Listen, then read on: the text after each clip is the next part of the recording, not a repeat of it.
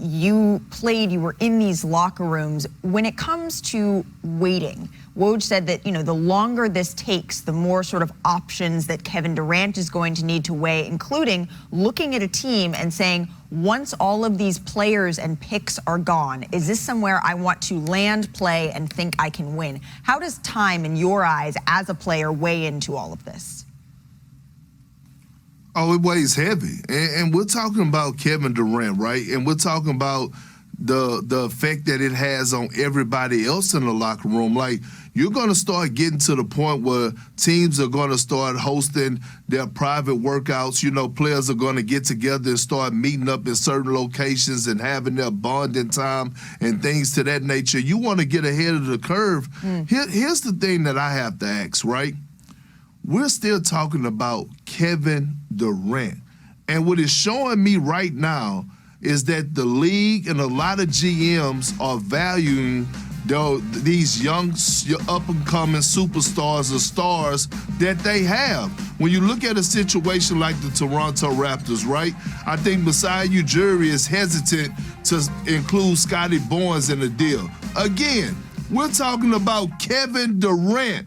Right, so I'm looking at the league and I'm looking at like how GMs are starting to value these young superstars, and it's very interesting to me. And it's also a wake-up call to a lot of people around the league, especially the older vets. Again, Malika, Wendy, we are talking about Kevin Durant is on the market. KD, arguably the best scorer to ever play the game of basketball, the best scorer in my eyes that's still playing right now to this day.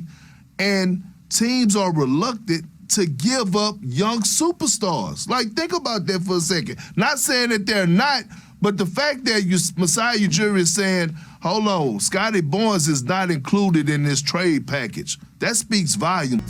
Hey there, welcome to NBA Today. I'm Malika Andrews, and I'm here with the best in the business. It's senior NBA insider Adrian Wojnarowski. And Woj, free agency, it really is in full swing. It's almost time for all of us to hop on a plane, head to Las Vegas for Summer League, but the basketball world is still on Kevin Durant watch. So where does his trade request stand as of right now, this moment today? Hey, Malika, listen, Brooklyn continues to talk to teams around the league and try to see, in a lot of scenarios, if there are multiple team deals they could put together to get back the assets that they would want for Kevin Durant, which are immense. You saw, I think, part of the baseline set with the Rudy Gobert trade, essentially 5 first-round picks, and that would only be, I think, part of the return Brooklyn would want. They want high-level players, perhaps an all-star, and then more players. They think this should look like one of the biggest trade returns in league history because there's never been quite a player like Kevin Durant on the market. And I think as executives get to Vegas this week, a lot are going to arrive in town Thursday, Friday, ahead of the weekend. I think there's an expectation that GMs and team presidents getting in front of each other, Sean Marks being able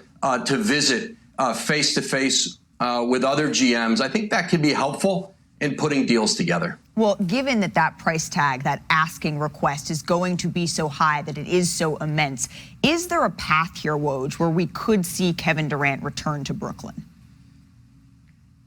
Absolutely, especially, Malika, if this drags out and if there's not a deal found here in the next month and it goes into August and you get closer to training camp, Brooklyn, they don't have to take a deal that they don't want to do. They don't have to talk themselves into a deal. But then at the same time, I think Kevin Durant, as he looks at the situation, could he look at it differently over time? That's certainly a possibility. And I think as you look, if you're Kevin Durant and you start to look at the teams that you might land at, and then what those teams might look like after they have to unload so many assets, I think that's why there's no rush in this process. And I think perhaps there'll be a time where there's better communication going on between Brooklyn and Kevin Durant, and maybe that could impact the idea of him returning. But I don't think anybody's counting on it. And I think all sides are, proceeding as though, listen, that Kevin Durant will be traded at some point. But because of the years left on his contract, 4 years on his contract, and the fact that this is the off season, things can change, they can evolve. There's no question. Maybe at some point the Nets come to Kevin Durant with a trade and say, hey, here's something we're about to do. And he looks at it and says, maybe I'd rather stay here. Now, he doesn't have say. Brooklyn could go forward with it. I just think, Malika, there are a lot of scenarios where certainly Kevin Durant gets moved, but yes, where he could stay because people do change their minds. They change course. And the fact is he's under contract and they still have a very talented, pretty talented deep team in Brooklyn that when you look at it up against other teams in the league should be, with Kevin Durant and Kyrie Irving playing at a high level, should believe they can play with anybody.